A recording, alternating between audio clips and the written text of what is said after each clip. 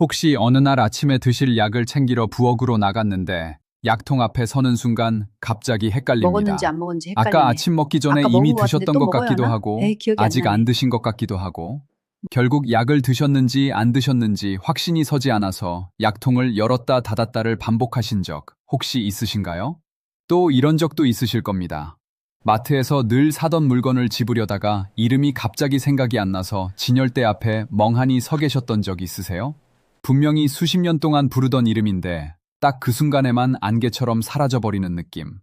혀끝에서만 뱅뱅 돌다가 결국 그냥 포기하고 돌아서셨던 경험 한두 번이 아니신 분들도 계실 겁니다. 아니면 이런 경우는 어떠세요? 그리고 손주가 나서 놀러 우리가 왔는데 같이 이야기를 나누다가 어머, 내가 방금 전에 무슨 말을 내가 하려 무슨 말을 했지? 했었는지 갑자기 생각이 나지 않는 겁니다.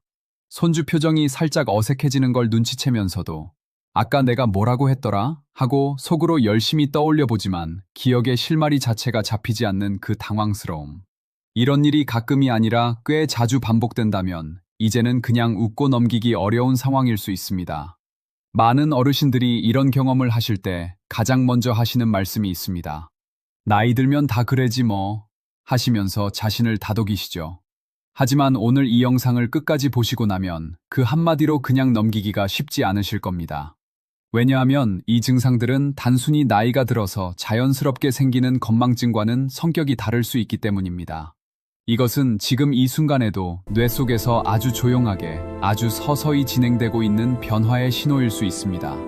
그런데 오늘 제가 드릴 이야기는 단순히 겁을 드리려는 것이 아닙니다. 오히려 반대입니다. 이 변화에 맞서 싸울 수 있는 우리 할머니 세대부터 부엌에서 오랫동안 함께 해온 아주 친숙한 식재료가 있습니다. 바로 들깨입니다. 들깨는 우리나라 사람들이 수백 년 동안 먹어온 식재료이지만 최근 들어 뇌건강 연구자들 사이에서 그 가치가 새롭게 주목받고 있습니다. 그리고 오늘은 들깨 하나만으로 끝나지 않습니다. 들깨와 함께 먹으면 그 효과가 한층 더 깊어지는 찰떡궁합 음식 4가지도 함께 알려드릴 겁니다. 지금부터 끝까지 함께 해주시면 오늘 저녁 식탁부터 당장 바꿔보실 수 있습니다. 치매가 왜 생기는지, 뇌에서 실제로 무슨 일이 일어나는 것인지부터 이야기를 시작해 보겠습니다. 우리 뇌는 약 1400g 정도 되는 조직입니다. 크기로 보면 2주먹을 나란히 붙여놓은 것보다 조금 더 큰 정도이지요. 그런데 이 작은 조직이 우리 몸이 쓰는 산소와 포도당의 약 20%를 혼자서 다 씁니다.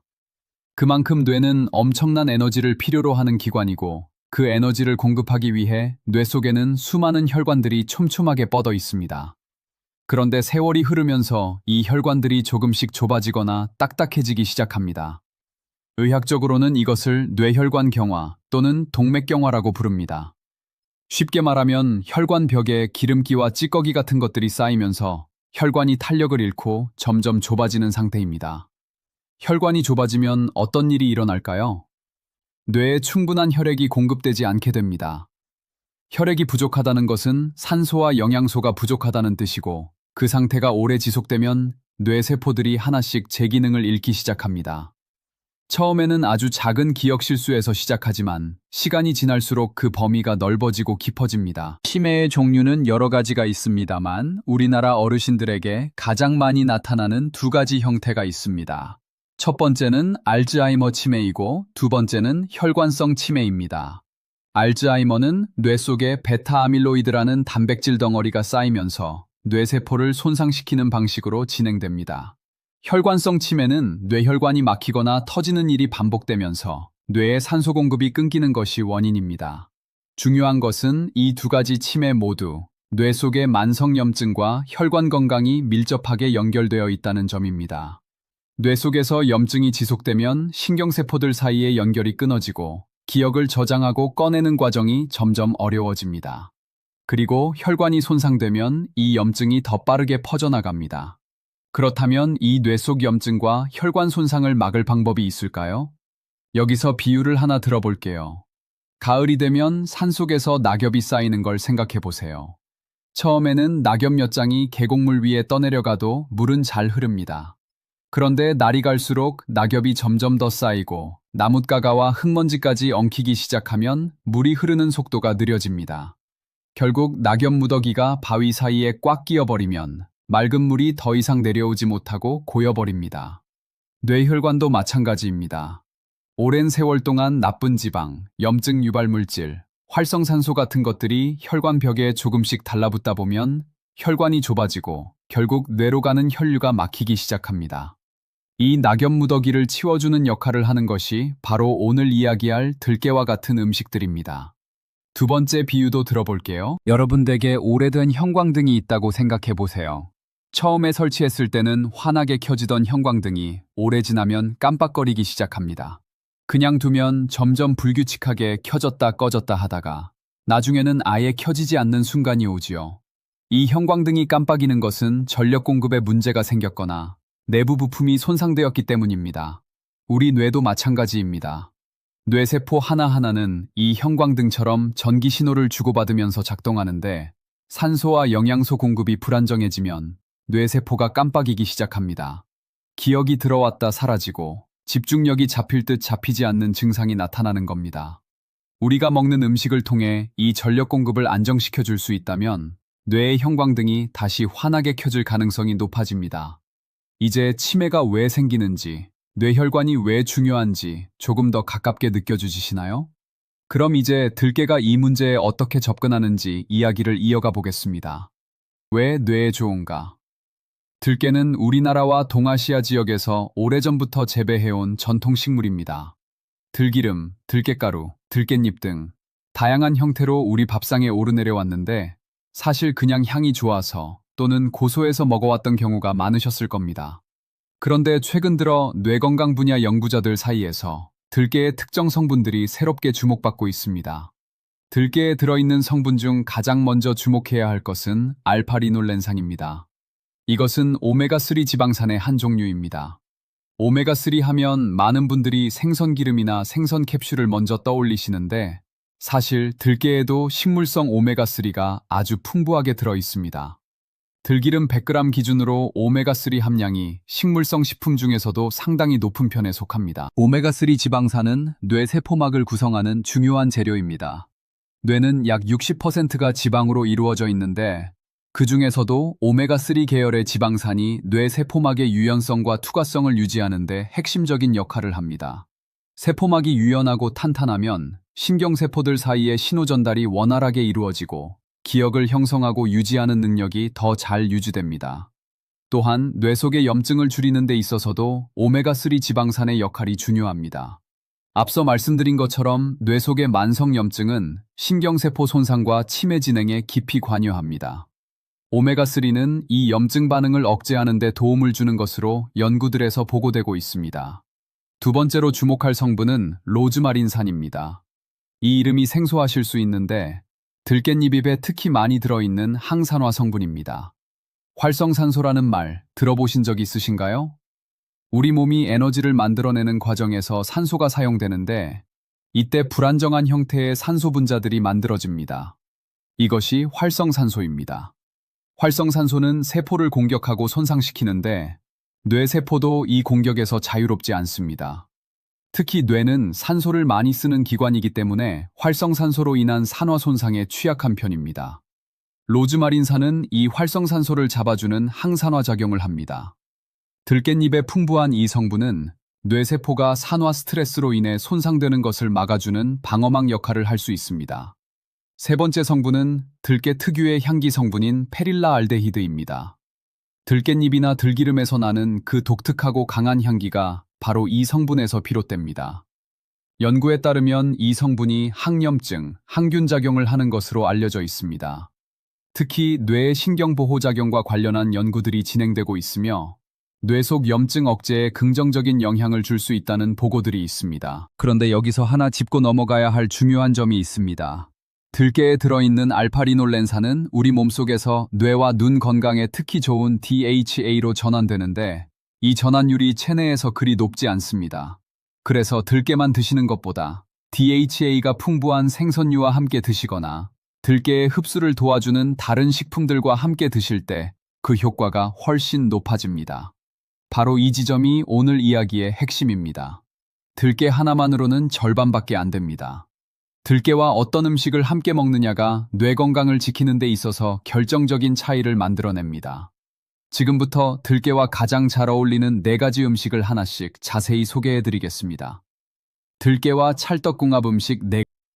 첫 번째 궁합, 들깨와 두부. 첫 번째로 소개해 드릴 찰떡궁합은 바로 두부입니다. 두부는 우리 밥상에서 가장 자주 보이는 음식 중 하나이지만 뇌 건강 관점에서 보면 그 가치가 정말 대단합니다. 두부에는 레시틴이라는 성분이 들어 있습니다.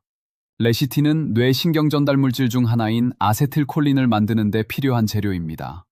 아세틸콜린은 기억력, 집중력, 학습 능력과 직결되는 신경 전달 물질인데 알츠하이머 치매를 앓고 계신 분들의 뇌에서 이 아세틸콜린이 현저하게 줄어들어 있다는 것은 오래전부터 알려진 사실입니다.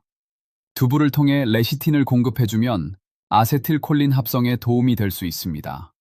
또한 두부에 들어있는 이소플라본은 식물성 에스트로겐의 일종으로 항산화 및 항염증 작용을 합니다. 특히 폐경 이후 여성 어르신들에게는 에스트로겐 수치가 떨어지면서 뇌 보호 기능도 약해지는데 이소플라본이 이 부분을 어느 정도 보완해 줄 수 있다는 연구들이 있습니다. 그렇다면 들깨와 두부를 함께 먹으면 왜 더 좋을까요? 들깨의 오메가3 지방산은 지용성 성분입니다. 지용성이란 기름에 잘 녹는다는 뜻인데 이런 성분들은 지방과 함께 섭취할 때 흡수가 훨씬 잘 됩니다. 두부에는 콩에서 유래한 불포화 지방이 들어있기 때문에 들깨의 지용성 성분이 두부의 지방 성분과 함께 소화될 때 흡수율이 높아질 수 있습니다. 또한 두부의 단백질이 들깨의 아미노산과 함께 작용하면 뇌 신경세포의 재생과 유지에 필요한 재료를 더 다양하게 공급할 수 있습니다. 어떤 분들께 특히 권해드리고 싶으냐면 평소 기억력이 예전만 못하다고 느끼시는 분, 집중력이 흐려진다고 느끼시는 분, 그리고 고기를 거의 안 드시는 채식 위주 식단의 어르신들께 들깨와 두부의 조합은 특히 좋습니다. 실천 방법은 아주 간단합니다. 순두부찌개나 된장찌개에 두부를 넉넉히 넣고 마지막에 들깨가루를 2숟가락 정도 넣어 끓이는 것입니다. 들깨가루는 오래 끓이면 향이 날아갈 수 있으니 불을 끄기 직전에 넣고 살짝만 더 끓이는 것이 좋습니다. 또는 두부를 구워서 들기름을 살짝 두른 팬에 지지고 그 위에 들깨가루를 뿌려서 드시는 방법도 맛있고 영양도 좋습니다. 들기름은 발연점이 낮기 때문에 너무 높은 온도에서 오래 가열하면 오메가3 성분이 변질될 수 있습니다. 두부를 지질 때는 중불 이하로 짧게 익히시는 것을 권해드립니다. 하루에 두부 한 모 기준으로 절반 정도를 드시는 것이 적당하고 콩 알레르기가 있으신 분은 주의하셔야 합니다. 두 번째 찰떡궁합은 표고버섯입니다. 표고버섯은 맛과 향이 좋을 뿐만 아니라 뇌 건강에 도움이 되는 성분을 다양하게 품고 있는 식재료입니다. 먼저 표고버섯에는 에르고티오네인이라는 아미노산 유도체가 들어 있습니다. 이 성분은 주로 버섯류에서 발견되는 특별한 항산화 물질인데 뇌세포를 포함한 여러 세포들을 산화 스트레스로부터 보호하는 역할을 합니다. 우리 몸은 이 성분을 스스로 만들어내지 못하기 때문에 음식을 통해서 반드시 섭취해야 합니다. 또 표고버섯에는 비타민 D가 들어 있습니다. 특히 햇볕에 말린 건표고버섯에는 비타민 D 함량이 상당히 높습니다. 비타민 D는 뼈 건강과 면역 기능으로 잘 알려져 있지만 최근에는 뇌 건강과의 연관성도 주목받고 있습니다. 여러 연구에서 비타민 D 수치가 낮은 고령자들에게서 인지기능 저하 위험이 더 높게 나타났다는 결과들이 보고되고 있습니다. 그리고 표고버섯의 베타글루칸은 면역 기능을 활성화하고 장 건강에 도움을 주는 다당류 성분인데 최근 장과 뇌가 신경 경로를 통해 서로 영향을 주고받는다는 장뇌축 연구들이 활발해지면서 장 건강을 챙기는 것이 뇌 건강과도 연결된다는 인식이 높아지고 있습니다. 들깨와 표고버섯의 궁합이 특별한 이유는 서로의 부족한 부분을 채워주기 때문입니다. 들깨의 오메가3 지방산은 뇌 세포막의 기름기 성분을 공급하고 표고버섯의 에르고티오네인은 그 세포막이 산화되어 손상되는 것을 막아줍니다. 두 가지가 함께 작용하면 뇌세포가 더 오래, 더 건강하게 기능을 유지할 수 있습니다. 또한 표고버섯의 비타민 B 복합체는 뇌의 에너지 대사에 관여하는데 들깨의 지방산이 에너지원으로 쓰일 때 비타민 B가 이 과정을 도와주는 역할을 합니다. 어떤 분들께 특히 권해드리고 싶냐면 평소에 피로감이 심하고 두뇌 회전이 느려진 것 같다고 느끼시는 분, 야외 활동이 줄어들어 햇볕을 잘 못 쬐시는 분, 그리고 소화력이 약해지신 분들께 표고버섯과 들깨의 조합을 적극 권해드립니다. 실천 방법은 이렇습니다. 들깨 표고버섯 된장국을 끓여보세요. 건 표고버섯을 미리 물에 불려서 사용하는 것이 좋고, 버섯을 불렸던 물도 버리지 말고 그대로 국물로 사용하시면 비타민 D를 포함한 수용성 영양소까지 모두 드실 수 있습니다. 된장을 풀고 두부나 호박을 함께 넣은 뒤 마지막에 들깨가루를 넉넉히 한 수저 반 정도 넣어 마무리하시면 됩니다. 또는 표고버섯을 들기름에 볶는 방법도 있습니다. 표고버섯을 먹기 좋은 크기로 자른 뒤 들기름 한 큰 수저 정도를 두르고 중불에서 부드럽게 볶아서 밥 위에 올려 드시거나 나물 반찬으로 드시면 됩니다. 이때 마늘을 함께 넣으면 항염증 효과가 더해집니다. 건 표고버섯을 사용하실 때는 물에 불리는 과정에서 이물질이 있을 수 있으므로 불린 뒤 한 번 더 헹구어 사용하시는 것이 좋습니다. 세 번째 찰떡궁합은 시금치입니다. 시금치는 오래전부터 눈 건강과 빈혈 예방에 좋다고 알려진 채소이지만 사실 뇌 건강 측면에서도 그 가치가 매우 높은 식품입니다. 시금치에는 엽산이 풍부합니다. 엽산은 비타민 B계열의 수용성 비타민으로 뇌신경계의 정상적인 기능에 꼭 필요한 성분입니다. 특히 엽산이 부족하면 혈액 속에 호모시스테인이라는 물질이 쌓이는데 이 호모시스테인이 높은 수치로 오래 유지되면 뇌혈관을 손상시키고 치매 위험을 높이는 것으로 알려져 있습니다. 엽산을 충분히 섭취하면 이 호모시스테인 수치를 낮추는 데 도움이 됩니다. 또한 시금치에는 루테인과 제아잔틴이라는 카로티노이드 계열의 색소 성분이 들어 있습니다. 이 성분들은 눈 건강으로 많이 알려져 있지만 최근 연구에서는 뇌에도 축적되어 인지기능 유지에 도움을 준다는 결과들이 나오고 있습니다.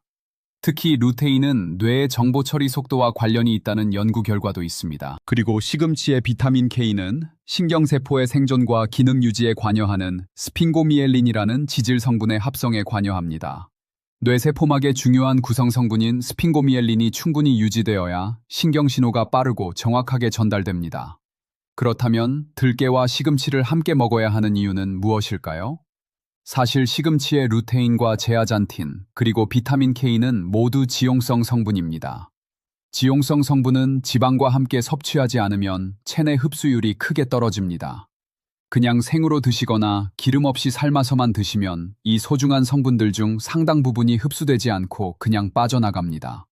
들기름 한 수저를 시금치와 함께 먹으면 이 지용성 성분들의 흡수율이 눈에 띄게 높아집니다. 들깨의 오메가3 지방산이 시금치의 지용성 성분들을 체내로 끌어들이는 안내자 역할을 하기 때문입니다. 어떤 분들께 특히 권해드리고 싶냐면 평소 채소 섭취가 부족하신 분, 눈이 침침하고 두뇌 회전이 전보다 느려진 것 같으신 분, 그리고 혈압 조절이 잘 안 되시는 분들께 시금치와 들깨 조합을 적극 권해드립니다. 실천 방법을 말씀드리겠습니다. 가장 간단한 방법은 시금치 나물을 만들 때 들기름으로 무쳐 드시는 겁니다. 시금치를 끓는 물에 30초에서 1분 정도만 살짝 데친 뒤 찬물에 바로 헹궈 색을 살려주세요. 그 다음 들기름 한 수저, 참기름 조금, 국간장 약간을 넣고 무쳐 드시면 됩니다. 여기에 다진 마늘도 조금 넣으시면 더욱 좋습니다. 주의하실 점이 있습니다. 시금치에는 수산이라는 성분이 들어있는데 이 성분이 칼슘과 결합하면 신장 결석의 원인이 될 수 있습니다. 따라서 신장 기능이 좋지 않으신 분 또는 신장 결석이 있으신 분은 시금치 섭취량을 조절하시고 먹더라도 반드시 데쳐서 드시는 것이 좋습니다. 데치면 수산 함량이 크게 줄어듭니다. 또한 혈액 희석제 계열의 약을 복용 중이신 분은 비타민 K가 풍부한 시금치를 갑자기 많은 양 드시면 약의 효과에 영향을 줄 수 있으니 반드시 담당 의사와 상담하시기 바랍니다. 네 번째 찰떡궁합은 고등어입니다. 고등어는 아마 어르신들께서 오래전부터 즐겨 드셔온 생선 중 하나일 겁니다. 자반고등어, 고등어구이, 고등어 김치찌개 등 우리 식탁에서 매우 친숙한 식재료이죠. 그런데 고등어가 뇌 건강에 이렇게 좋은 음식인 줄 알고 드셨던 분은 많지 않으실 겁니다. 고등어는 등이 푸른 생선으로 오메가3 지방산 중에서도 DHA와 EPA를 풍부하게 함유하고 있습니다. 앞서 들깨에 들어있는 알파리놀렌산 이야기를 드렸는데 이 알파리놀렌산이 몸속에서 DHA로 전환되기는 하지만 그 전환율이 낮다고 말씀드렸죠. 고등어에는 이미 완성된 형태의 DHA와 EPA가 풍부하게 들어있습니다. DHA는 뇌에서 가장 많이 발견되는 지방산으로 뇌 전체 지방의 약 30에서 40%를 차지합니다. 특히 해마라고 불리는 기억을 담당하는 뇌 부위에 집중적으로 존재합니다. DHA가 충분히 공급되면 신경세포 사이의 신호 전달이 더 빠르고 원활하게 이루어지며 기억력과 학습 능력 유지에 도움이 됩니다. EPA는 뇌 속의 염증을 억제하는 역할을 합니다. 뇌 속 만성염증이 치매를 촉진한다는 점에서 EPA의 항염증 작용은 뇌 보호에 있어서 매우 중요한 기능입니다. 그렇다면 들깨와 고등어를 함께 먹으면 왜 더 좋을까요? 들깨의 알파리놀렌산과 고등어의 DHA, EPA는 같은 오메가3 계열이지만 서로 다른 형태입니다. 이 두 가지를 함께 섭취하면 뇌가 다양한 경로로 오메가3를 공급받게 됩니다. 들깨에서 공급된 식물성 오메가3와 고등어에서 직접 공급되는 동물성 오메가3가 함께 작용하면 뇌세포막 건강과 염증 억제 효과가 더욱 강해집니다. 또한 들깨의 항산화 성분인 로즈마린산은 고등어의 불포화 지방산이 산화되는 것을 막아주는 역할도 합니다. 고등어처럼 기름진 생선은 산화에 취약한 편인데 들깨가루를 함께 넣으면 이 산화를 늦추는 효과가 있습니다. 어떤 분들께 특히 권해드리고 싶냐면 기억력이 부쩍 걱정되시는 분, 평소 생선을 잘 안 드시던 분이 뇌 건강을 위해 시작해보시기에 가장 좋은 조합이기도 합니다. 또한 혈중 중성지방 수치가 높은 분들께도 고등어와 들깨의 조합이 도움이 될 수 있습니다. 실천 방법을 알려드리겠습니다. 가장 추천드리는 방법은 고등어 들깨 매운탕입니다. 고등어를 토막낸 뒤 무, 대파, 마늘, 생강, 고춧가루를 넣고 끓인 뒤 마지막에 들깨가루를 2큰 수저 정도 넣으시면 됩니다. 들깨가루가 들어가면 특유의 비린맛이 줄어들고 국물이 고소하고 깊어집니다. 또는 고등어를 구울 때 들기름을 아주 소량 발라서 구우시는 방법도 있습니다. 다만 들기름은 발연점이 낮기 때문에 센 불에서 오래 굽지 마시고 중불에서 짧게 구우시는 것이 좋습니다. 처음부터 들기름을 두르기보다는 생선을 어느 정도 익힌 뒤 불을 줄이고 마지막에 살짝 바르는 방식이 더 안전합니다. 신선하지 않은 고등어는 히스타민이 생성되어 알레르기 반응을 일으킬 수 있으므로 항상 신선한 것을 구입하시고 구입 후 빠른 시일 내에 드시는 것이 좋습니다. 통풍이 있으신 분은 고등어와 같은 등 푸른 생선의 퓨린 함량에 주의하셔야 하며 드시는 양을 제한하시고 담당 의사와 상담하시기 바랍니다. 들깨를 더 잘 활용하는 방법. 4가지 궁합 음식을 모두 소개해드렸는데 들깨 자체를 어떻게 활용하시는 것이 가장 효과적인지도 간단히 말씀드리겠습니다. 들깨는 통들깨, 들깨가루, 들기름의 3가지 형태로 주로 사용합니다. 각각 장단점이 다릅니다. 통들깨는 씹어 먹으면 고소하고 좋지만 껍질이 있어서 그냥 드시면 속의 영양 성분이 완전히 소화 흡수되기 어렵습니다. 충분히 씹어 드셔야 하고 갈아서 드시는 것이 흡수에 유리합니다. 들깨가루는 통들깨를 볶아서 갈아 놓은 것으로 국이나 찌개에 쉽게 넣어 드실 수 있어서 가장 사용하기 편한 형태입니다. 단, 들깨가루는 공기 중에 오래 두면 산화되기 쉬우니 밀폐 용기에 담아 냉장 보관하시고 1달 이내에 드시는 것이 좋습니다. 한꺼번에 많이 사지 마시고 소량으로 구입하셔서 자주 신선하게 바꿔 드시기를 권합니다. 들기름은 가열보다는 날 것으로 드시는 것이 가장 좋습니다. 오메가3 지방산은 열에 취약하여 높은 온도에서 오래 가열하면 산화되거나 변질될 수 있습니다. 조리 마지막 단계에 살짝 두르거나 나물 무칠 때 사용하시거나 밥에 조금 뿌려 드시는 방식이 좋습니다. 들기름도 빛과 열에 취약하므로 반드시 서늘하고 어두운 곳 또는 냉장고에 보관하시기 바랍니다. 이쯤에서 꼭 드려야 할 말씀이 있습니다. 이 내용은 반드시 끝까지 들어주세요. 오늘 소개해드린 들깨와 4가지 음식들은 뇌 건강에 도움이 될 수 있는 좋은 식재료들입니다. 하지만 이것이 병원 치료를 대신할 수는 없습니다. 이미 치매나 다른 뇌 관련 질환으로 치료를 받고 계신 분은 반드시 의사 선생님의 지도 아래 드시던 약을 그대로 복용하시면서 음식은 보조적으로 활용하시기 바랍니다. 드시던 약을 임의로 줄이거나 중단하는 것은 절대로 해서는 안 됩니다. 또한 특정 질환을 가지고 계신 분들은 주의가 필요합니다. 신장 기능이 좋지 않은 분은 시금치 섭취량을 조절하셔야 하고 통풍이 있으신 분은 고등어 양을 제한하셔야 합니다. 혈액 희석제를 드시는 분은 비타민 K 섭취량 변화가 약 효과에 영향을 줄 수 있으므로 시금치와 들깨 섭취 전에 담당 의사와 먼저 상담하시기 바랍니다. 고혈압 약이나 당뇨약을 드시는 분들도 식단에 큰 변화가 생기면 혈압이나 혈당 수치에 영향이 있을 수 있으므로 담당 의사와 충분히 이야기 나눠보시기 바랍니다. 오늘 소개해드린 음식들의 효과는 개인마다 차이가 있습니다.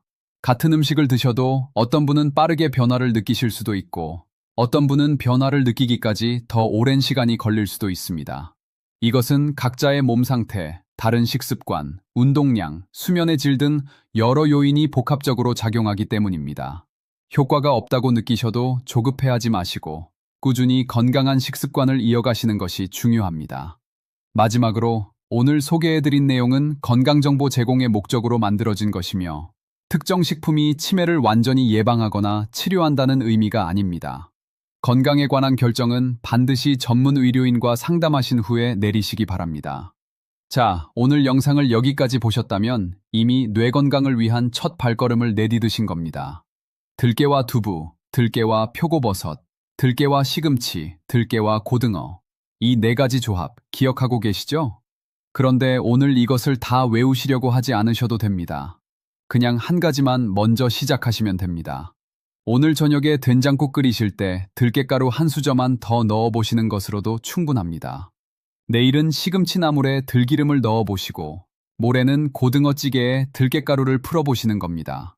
이렇게 하루에 한 가지씩 아주 작은 것부터 바꿔나가다 보면 어느 순간 여러분의 식탁이 뇌 건강을 지키는 식탁으로 바뀌어 있을 겁니다. 많은 분들이 이런 말씀을 하십니다. 이 나이에 지금 시작해봐야 뭐가 달라지겠어. 하지만 저는 여러분께 자신 있게 말씀드릴 수 있습니다. 우리 몸은 나이와 상관없이 좋은 것을 받아들이고 스스로 회복하려는 힘을 가지고 있습니다. 70이 넘어서도 생활 습관을 바꾼 후에 인지 기능이 유지되거나 개선된 사례들이 연구에서 꾸준히 보고되고 있습니다. 지금 이 순간부터 시작하는 것이 1년 후, 5년 후에 분명 다른 결과를 만들어낼 수 있습니다. 뇌는 포기하지 않습니다. 여러분도 포기하지 마세요. 오늘 영상에서 가장 기억에 남으신 내용이 있으시다면 아래 댓글로 남겨주세요. 들깨두부 조합 해봐야겠다. 또는 고등어찌개에 들깨가루 넣어봤어요. 같은 작은 이야기라도 너무 환영합니다.